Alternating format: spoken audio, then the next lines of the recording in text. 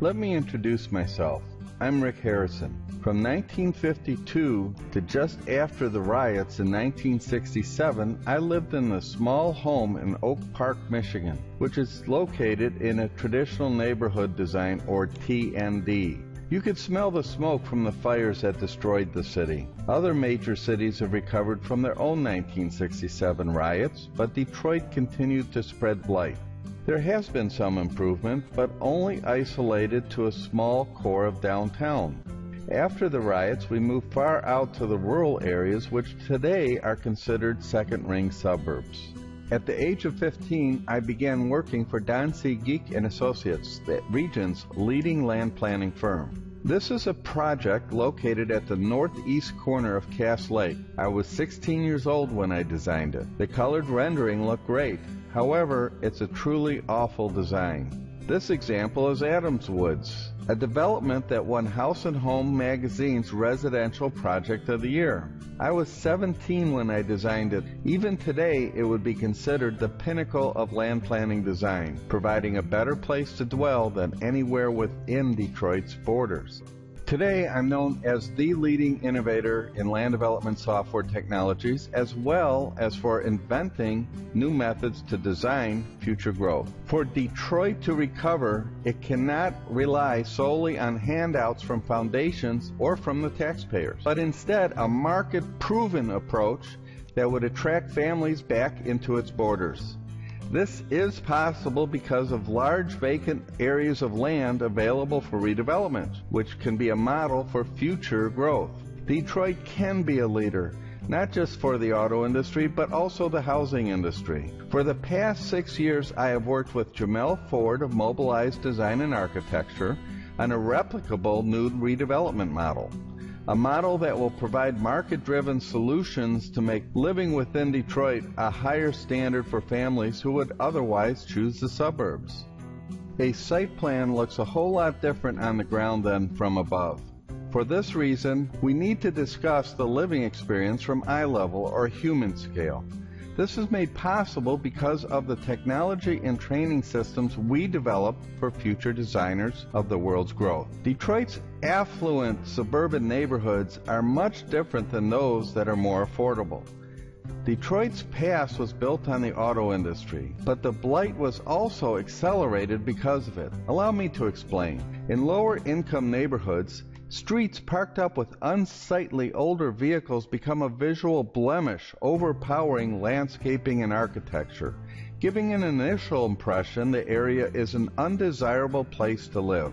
Urban design, with its straight streets and very small front yard setbacks, makes this situation far worse. If a resident has multiple vehicles and limited garage space, the worst, not the best vehicle is left in the streets. To eliminate this major problem, we must provide housing with more protected storage and design the neighborhood in a manner that shows more porch and less Porsche.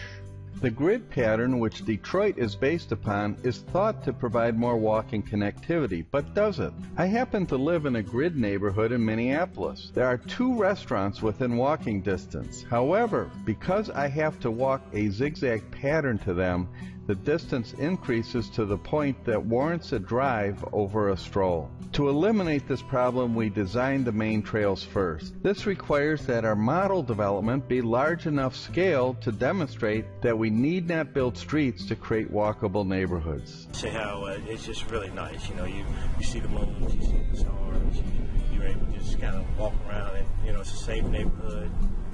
You know, like I said, it's like if you go to a regular park and you want to walk around a park, the neighborhood, the street, the way it is, it's designed just like that. You know, you just walk. You know, you're going to walk one way, you're going to walk that way, you're going to walk all the way back around. You're going to end up right back at your house.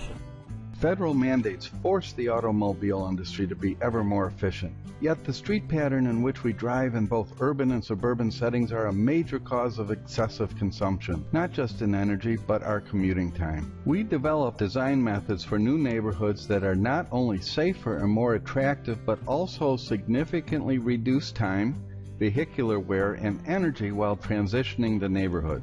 This model development will demonstrate how cities can redevelop more efficiently. Detroit does not have the population base to support its excessive infrastructure, which will forever break its financial back. Our model abandons aging, excessive local streets, replacing paved spaces with landscape greenways. We have demonstrated an average reduction of infrastructure on almost 1,000 neighborhoods we have designed in 47 states and 18 countries of 25% compared to conventional suburban patterns. We estimate that at least a 50% reduction of existing infrastructure using our redevelopment model will benefit Detroit.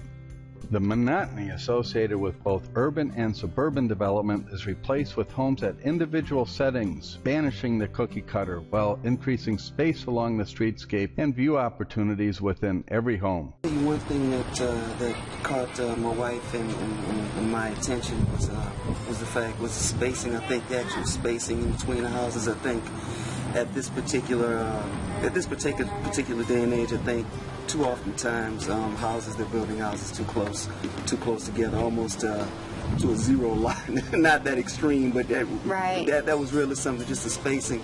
Every home will be designed to achieve a panoramic view of open green space, not paved streets and parked cars. This attention to detail, while new to land development, is made possible by merging land planning and architecture. Why not look at a park-like setting out of every home, not just those along a park which most must walk 5 or 10 minutes to benefit from? This higher level of design demands that those responsible to design the cities in which we dwell abandon the mindless replication we have become used to with computer-aided design, and instead harness technology to build better neighborhoods, not to knock out a site plan in mere minutes, which has been the case far too long.